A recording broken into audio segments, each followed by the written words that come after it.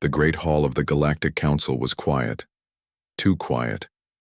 Captain Sarah Chen stood in the center of the room, her hands behind her back. Around her, hundreds of alien beings sat in their seats. Some had 4 arms, others had no arms at all. A few looked like giant insects, but they all stared at her with the same look. Anger. The Zephyrian Council leader stood up. His blue skin seemed to glow under the bright lights. His voice was cold when he spoke. "Human Captain Chen, you and your species have caused great trouble." Sarah kept her face calm. She knew this was coming. 3 days ago, during the peace talks on Station Harmony, her diplomatic team had made a mistake. Ambassador Rodriguez had tried to shake hands with the crystalline delegate. But the crystallines communicated through light patterns, not touch. The handshake had been seen as an attack. The delegate's protective shell had cracked. The whole summit had fallen apart. "We tried to explain," Sarah said. "It was an accident. We did not know about their customs." "That is the problem," said the council leader. "Humans never know. You act first, think later. You are too dangerous for civilized space." A tall, thin alien with 6 eyes stood up. Sarah recognized him as the Vorthon representative. 3 times this year, humans have caused diplomatic problems. The food poisoning incident on Kepler Station, the religious ceremony you interrupted on Proxima 7, and now this. Sarah wanted to argue. The food poisoning was not their fault. How were they supposed to know that chocolate was deadly to Vorthons? And the religious ceremony looked like a fight to her security team. They were just trying to help. But she stayed quiet. The council had already made up their minds. "We have discussed this matter for many hours," the council leader continued. "The human species is too unpredictable, too chaotic. You cannot learn to follow proper behavior. Therefore, we vote to remove you from civilized space." The word "remove" hit Sarah like a punch. She knew what that meant: exile. No more trade routes, no more diplomatic relations, no more protection under galactic law. "Where will you send us?" she asked. The council leader smiled, but it was not a friendly smile. "We have chosen a perfect place for humans, a planet called Kepler 442c. It is a Class 200 death world." Sarah felt her blood turn cold. She had heard of Class 200 worlds. They were the most dangerous planets in the galaxy. Places where even the toughest species could not survive. The scale only went up to 200 because nothing could live on anything worse. "You cannot be serious," Sarah said. "That is a death sentence. We have 50,000 people on our colony ship. Families. Children. Perhaps you should have thought of that before acting so recklessly," said the crystalline delegate. His voice came out as flashing lights that the translator turned into words. "Your species needs to learn consequences." Another alien stood up. This one looked like a walking tree. "The planet has crushing gravity, toxic air, deadly storms, predator plants that eat metal. If you somehow survive, it will teach you discipline. And if we do not survive," Sarah asked, "then the galaxy will be safer," the council leader said simply. The vote was quick. Every species voted yes. Even the ones that had traded with humans before. Even the ones that had called themselves friends. Sarah watched as the voting lights turned red, one by one. Guilty. Exile. Death sentence. When it was over, the council leader handed her a data pad. "These are the coordinates. You have 72 hours to leave our space. If any human ship is found in civilized territory after that time, it will be destroyed." Sarah took the data pad. Her hands did not shake, even though she felt like screaming. "We will remember this," she said quietly. "No, you will not," the council leader replied. "Because you will be dead." Sarah turned and walked out of the hall. Her footsteps echoed in the silence. Behind her, she could hear the aliens talking in their different languages. Some sounded happy. Others sounded relieved.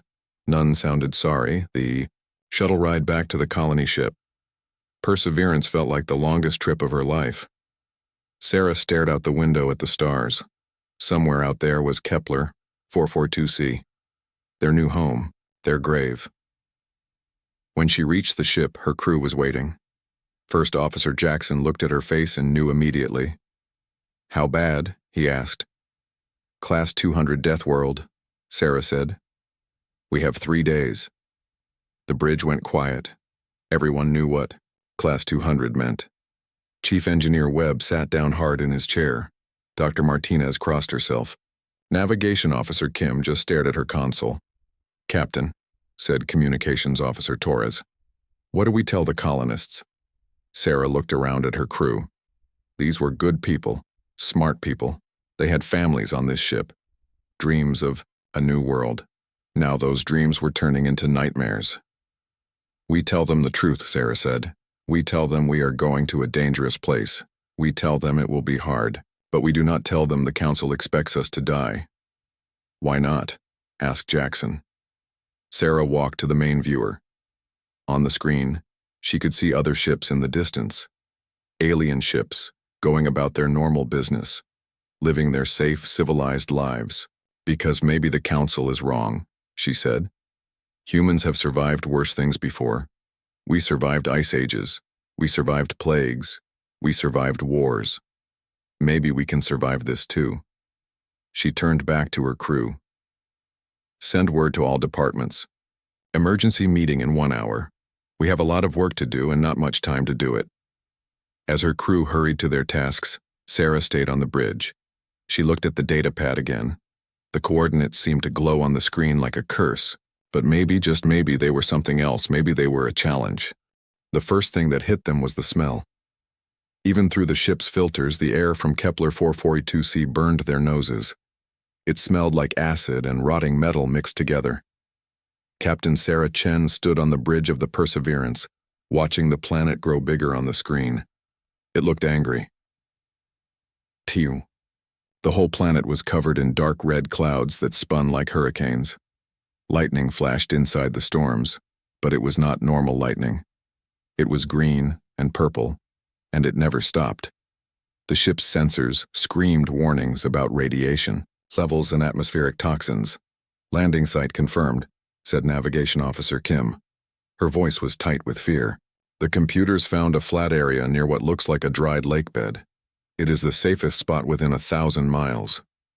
"Define safe," said First Officer Jackson. Kim looked at her readings. "Only 90% chance of immediate death instead of 100%. The crew tried to laugh, but no one really felt like laughing. Through the windows, they could see other ships in the distance. Alien ships from the Galactic Council. They were staying far away, just watching, waiting for the humans to die. "All hands prepare for landing," Sarah announced over the ship's speakers.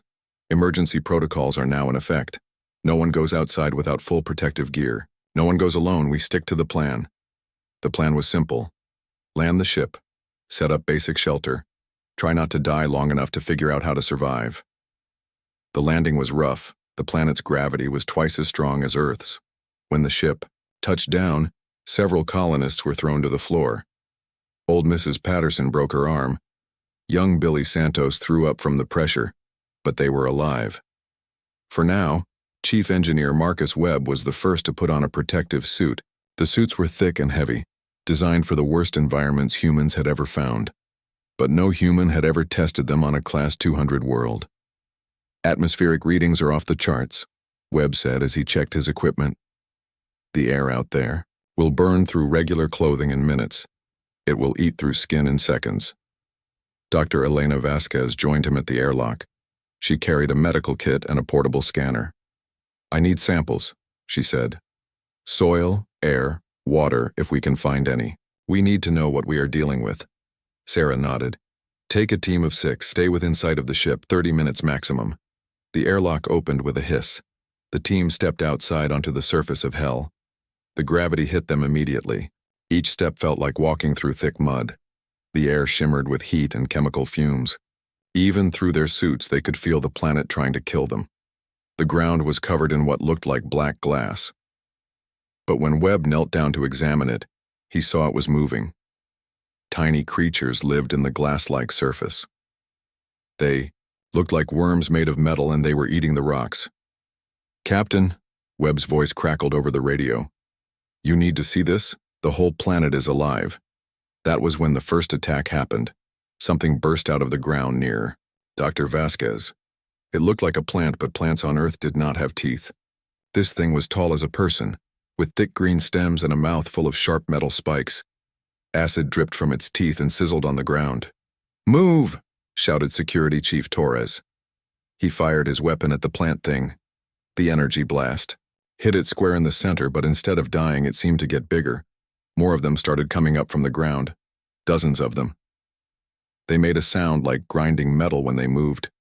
The team ran back toward the ship, but the heavy gravity made running almost impossible. Vasquez tripped and fell. Her suit tore on the sharp ground. Immediately, the acid air started burning through the fabric. She screamed as the chemicals touched her skin. Webb grabbed her and pulled her toward the ship. Behind them, the plant things were following. Fast. They made it to the airlock just as the first plant thing reached the ship.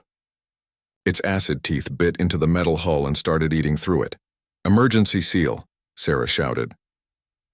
The airlock slammed shut, just as more plant things arrived outside.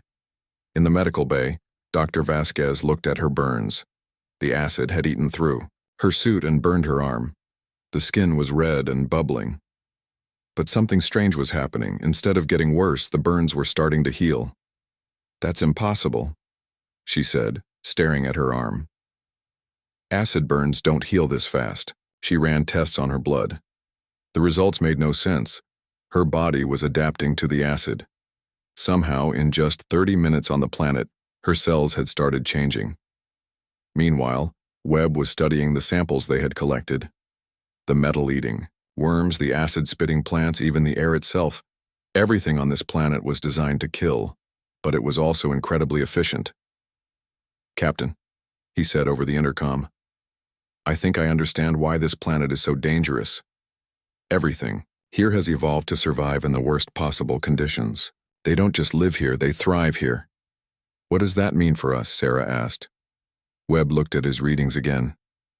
"It means we need to stop thinking like humans from Earth. We need to start thinking like survivors." Outside, the alien observer ships waited and watched. They had sensors pointed at the human colony ship. They were measuring life signs, counting how many humans were still alive. The Galactic Council wanted proof that the punishment had worked, but the humans were not dying as expected. They were learning. Dr. Vasquez started working on new medicines using the local acid. She found that small amounts could actually help the human body fight off other toxins. Webb began studying the metal-eating worms, wondering if they could be used to process the ship's waste. Even the plant things attacking the ship gave them ideas. Security Chief Torres noticed that they only attacked when threatened. When the humans stayed calm and moved slowly, the plants ignored them. "They're not evil," Torres reported. "They're just protecting their territory, like guard dogs but with acid teeth." By the end of the first day, 18 colonists had been injured, but none had died. The humans were adapting faster than anyone expected, even faster than the humans themselves expected. Captain Sarah Chen stood in her quarters looking out at the hostile world beyond. In the distance, she could see the alien ships watching them, waiting for them to fail. She smiled for the first time since the exile began. "Let them watch," she said to herself. "Let them see what happens when you try to kill a human." 6 months had passed since the humans landed on Kepler 442c. The alien observer ship still watched from orbit, but their reports to the Galactic Council were growing more confused each week. The humans were supposed to be dead. Instead, Captain Sarah Chen stood on top of a metal tower that rose 50 feet above the planet's surface. Around her stretched a city that had not existed when they first landed. The humans had built it from materials they found on the Deathworld itself. The tower was made from the shells of giant metal worms. The humans had learned to tame the creatures that once tried to eat their ship. Now the worms worked for them, digging tunnels and processing raw materials. Their natural ability to eat through anything made them perfect miners. "Status report," Sarah said into her communicator as she watched the sunrise. The sun on Kepler 442c was angry red, and its light made the acid clouds glow like fire. Sector 7 expansion is ahead of schedule, came the voice of Chief Engineer Webb. The new atmospheric processors are working better than expected. We now have breathable air in a 2-mile radius around the main settlement. Sarah smiled. The atmospheric processors were Webb's greatest invention. He had built them using the acid-spitting plants that first attacked them. It turned out the plants could process the toxic air and turn it into something humans could breathe. They just needed to be convinced to work with humans instead of against them. The convincing had been Dr. Vasquez's idea. She had spent weeks studying the plants, learning how they communicated. It was not through sound or sight, but through chemical signals. Once she figured out the right mixture of pheromones, the plants began treating humans as partners instead of threats. "What about the mining operation?" Sarah asked. "Better than we hoped," Webb replied.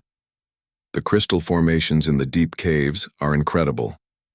One small crystal can power our entire settlement for a month. The Zephyrians would kill for access to power sources like this." Sarah's smile grew wider. The crystals were another gift from the Deathworld. They formed naturally in the planet's underground caves created by the extreme pressure and unique chemical conditions. No other planet in the galaxy had anything like them. And the breeding program? "The acid spitters are responding well," said Dr. Vasquez's voice over the comm. "The new generation is less aggressive and more protective of human settlements. They seem to understand that we feed them in exchange for security."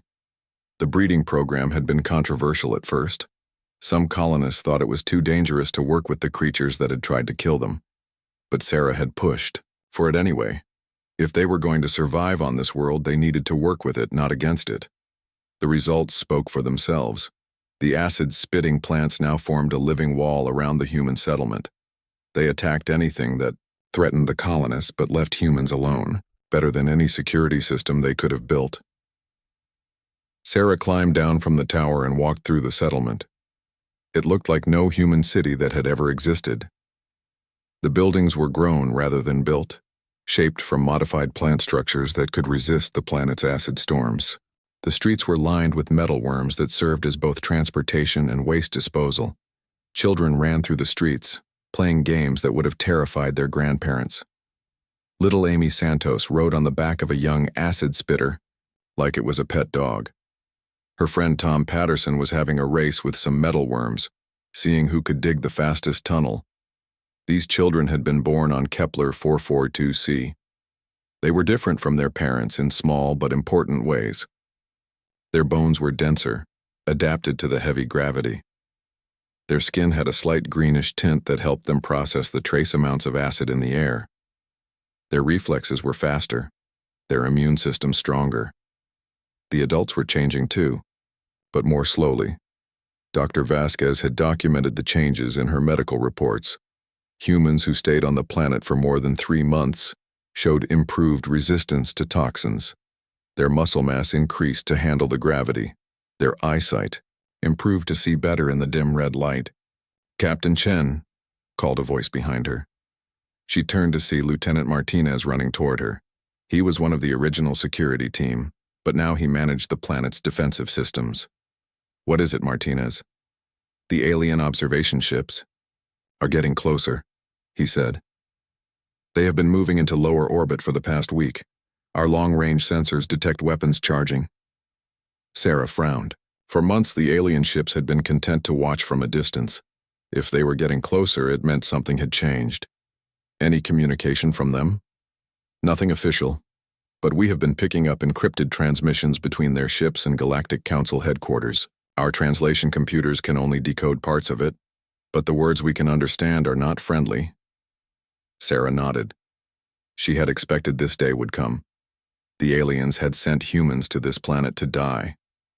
When death did not come, they might decide to help it along. "Prepare defensive positions," she ordered, "but do not make any threatening moves. Let them think we are still just trying to survive." Martinez grinned. "Should I tell them about the new weapons systems?" "Not yet," Sarah said. "Let it be a surprise." The new weapons were another gift from the Deathworld. Webb had discovered that the planet's crystals could be used to create energy weapons far more powerful than anything the humans had brought with them. Combined with the acid from the plants and the metal processing ability of the worms, they had built a defense system that would shock the galaxy. But Sarah hoped they would not need to use it. Not yet. That evening, she stood in her office looking at reports from around the settlement. Food production was up 300% from last month. The new hydroponic farms used local soil that had been processed by the metal worms. Energy production was unlimited thanks to the crystal mines. Population health was better than it had been on Earth. The humans were not just surviving on Kepler 442c, they were thriving. A communication alert beeped on her desk. Sarah pressed the button, and Webb's face appeared on the screen.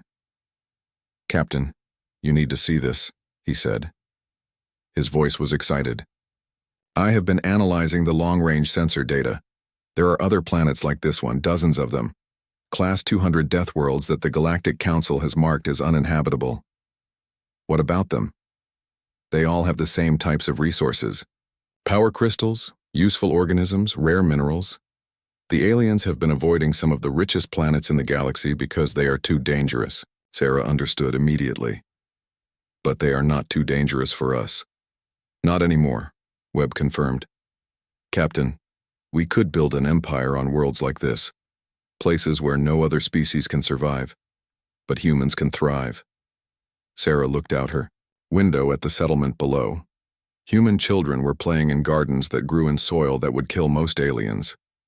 Human adults were working with creatures that the Galactic Council classified as unstoppable predators.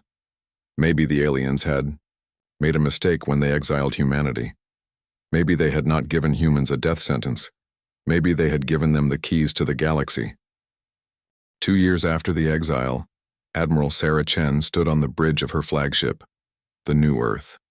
She was no longer just a captain of a single colony ship.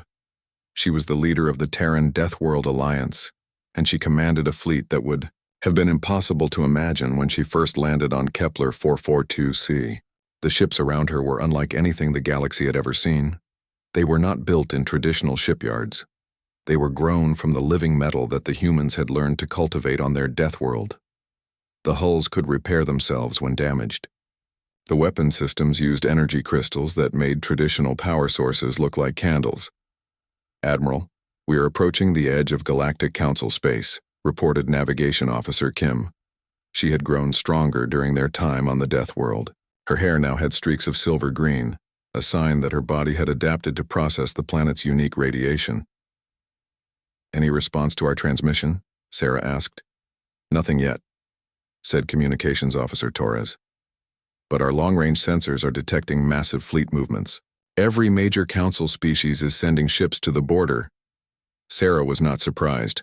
When the humans had sent their message requesting a meeting with the Galactic Council, it had caused panic across civilized space.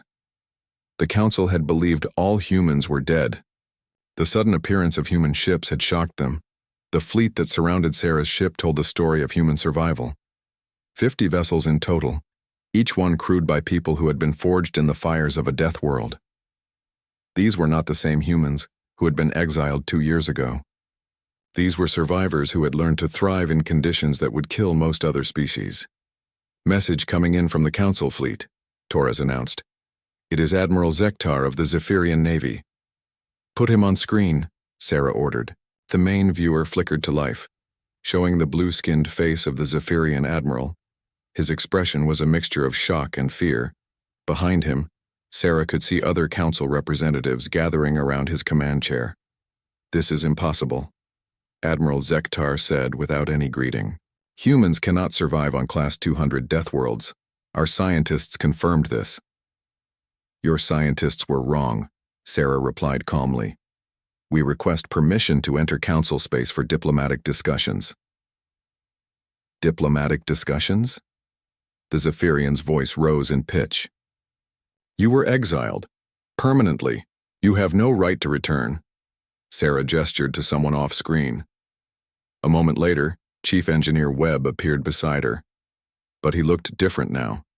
His skin had the same greenish tint as all humans who had lived on Kepler 442c. His muscles were larger, adapted to heavy gravity.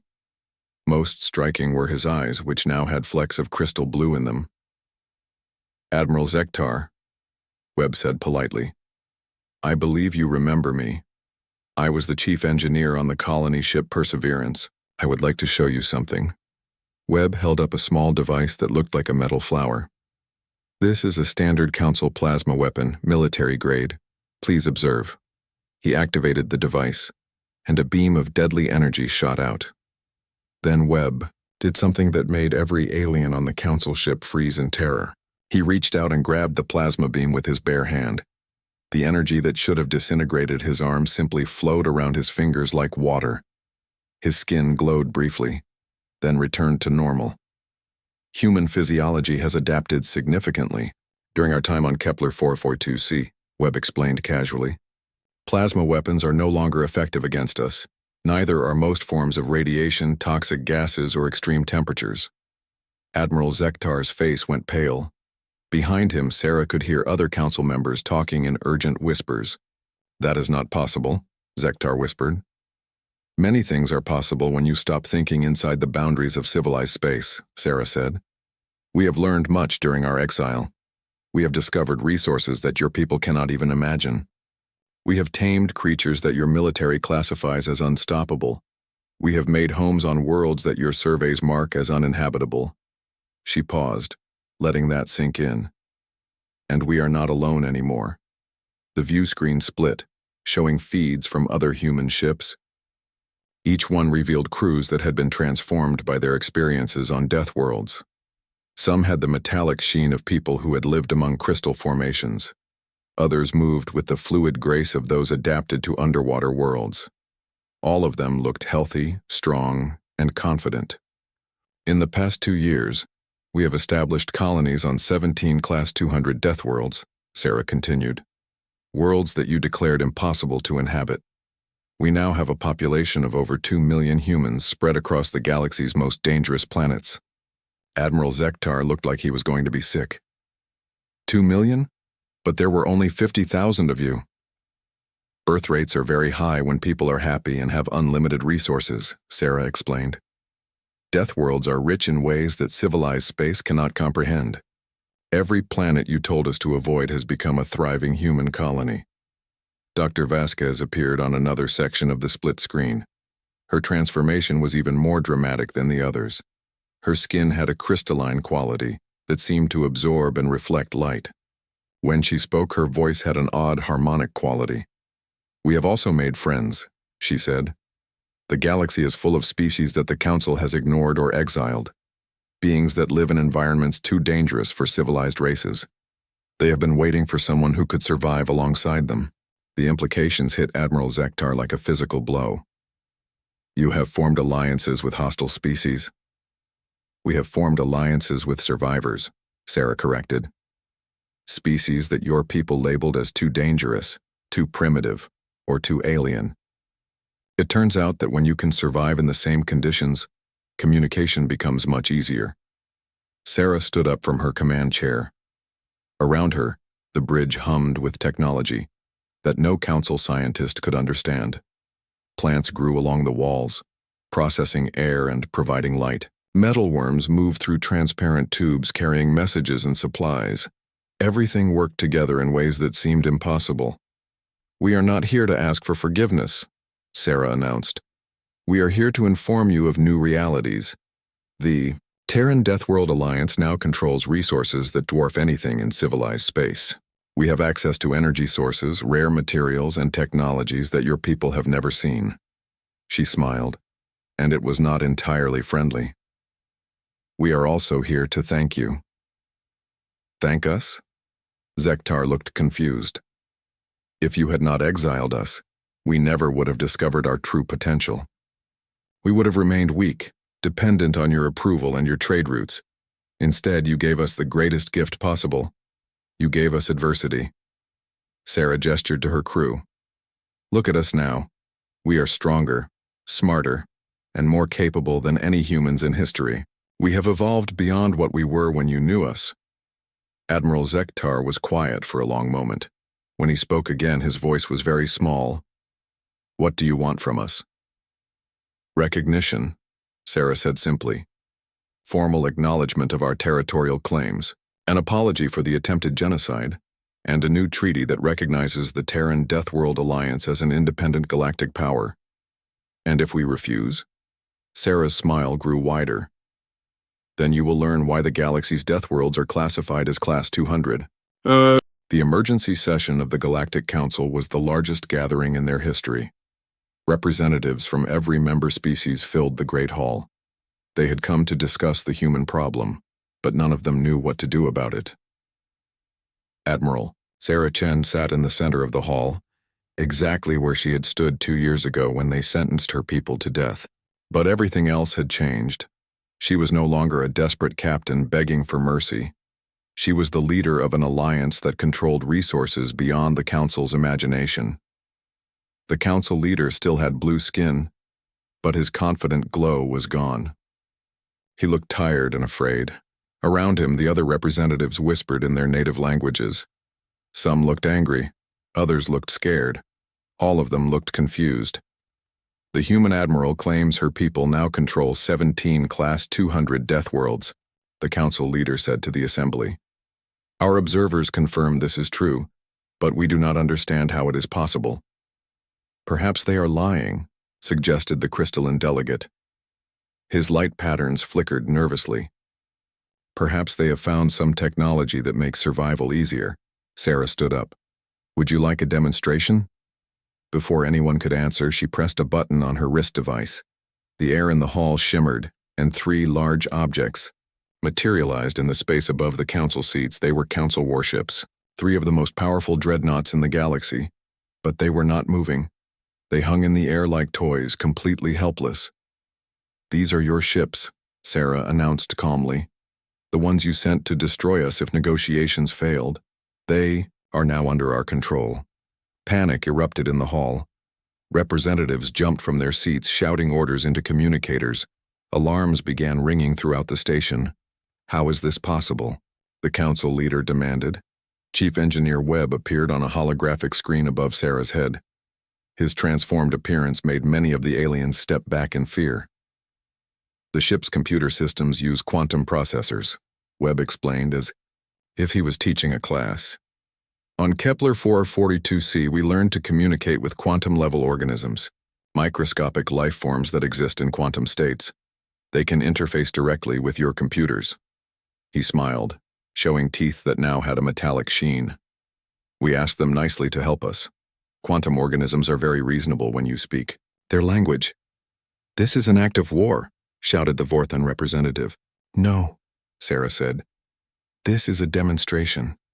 If we wanted war, your ships would not still be intact.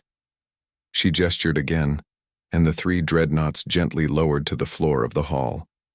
Their crews were unharmed, but their weapons and engines were completely dead.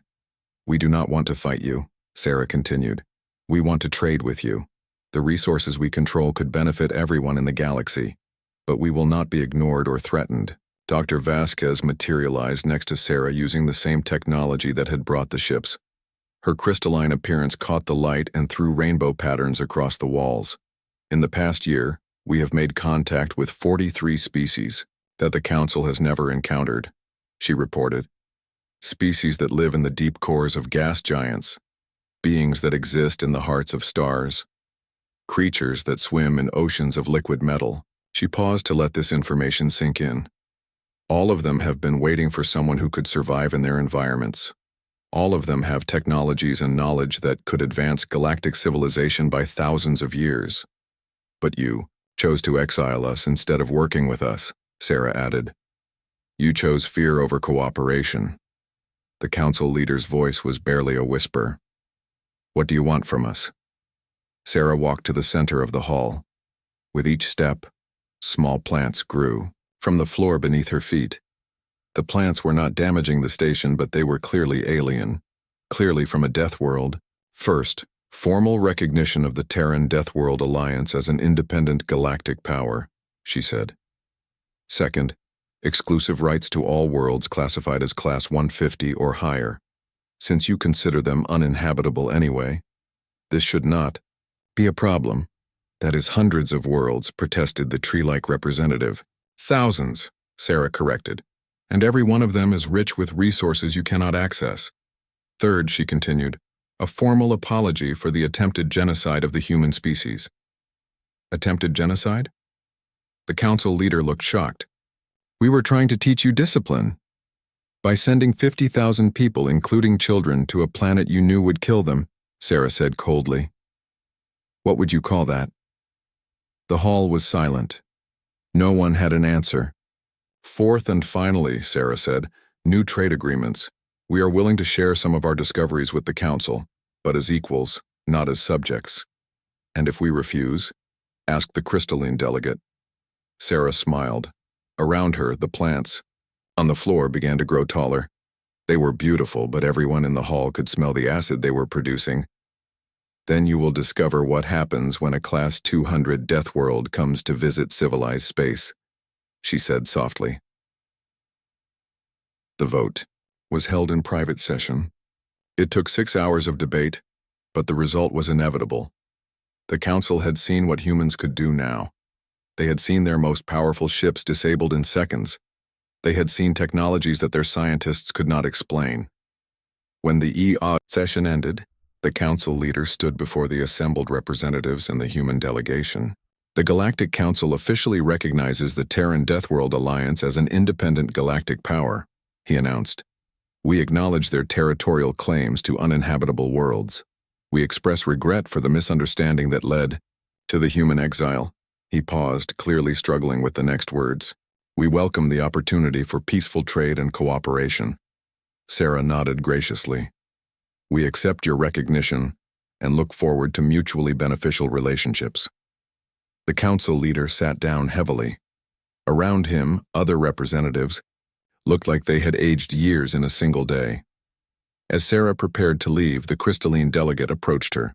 His light patterns were subdued, almost apologetic. Admiral Chen, he said quietly, may I ask you something? Of course. Did you know this would happen?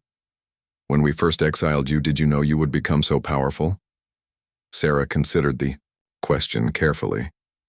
We knew we would survive, she said finally. Humans always survive. But did we know we would thrive like this? That your punishment would become our greatest advantage? She looked around the hall at the alien representatives who had once condemned her people to death. No, she admitted. We had no idea how much of a favor you were doing us. 3 months later, the first human trade ships arrived at council stations. They carried energy crystals that could power entire planets, metals that could repair themselves, and medicines that could cure diseases the council had thought incurable. The humans had kept their word about peaceful trade, but they had also kept their new strength. Children born on Deathworlds walked through council stations wearing simple clothing that could withstand temperatures and radiation that would kill most aliens. Human diplomats negotiated treaties while casually surviving in environments that required others to wear full protective suits. The galaxy had changed forever. The Council's attempt to eliminate the human problem had instead created a new galactic superpower, a power built on the foundation of worlds too dangerous for anyone else to claim, and in the deep reaches of space, on planets that glowed with deadly radiation and seas that boiled with acid, human colonies continued to grow, each one a testament to the simple truth that had shaped their species since the beginning. Humans always survive, and sometimes they do much more than that. The exile had ended. The age of human expansion had begun.